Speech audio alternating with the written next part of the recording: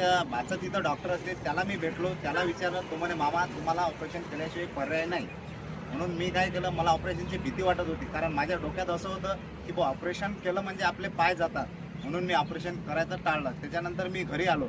मी असे साधे इलाज केले, कुठं लेप घेणं, आयुर्वेदिक असे चिल्लर चाललर.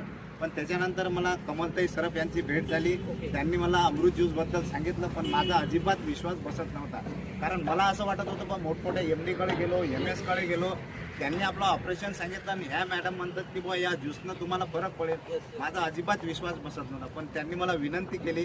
त्यांनी सांगितलं की तुम्ही इतके पैसे तुमचे खर्च झाले, इतका वेळ गेला, तुम्ही मला फक्त 3 महिने द्या. अरे तुम्ही हे अमृत ज्यूस घ्या, तुम्हाला याच्यापासून फायदा जरी नाही झाला तर नुकसान होणार नाही. एवढं मी त्यांचं म्हणणं ऐकलं आणि म्हणून मी हे सुरू केलं. अमृत ज्यूस, पॉवर बूस्टर आणि आर्थोजी हे 3 मी चालू केले. पहिल्याच एका महिन्यात मला एवढा सुंदर रिझल्ट आला की मी म्हणजे बसायला लागलो.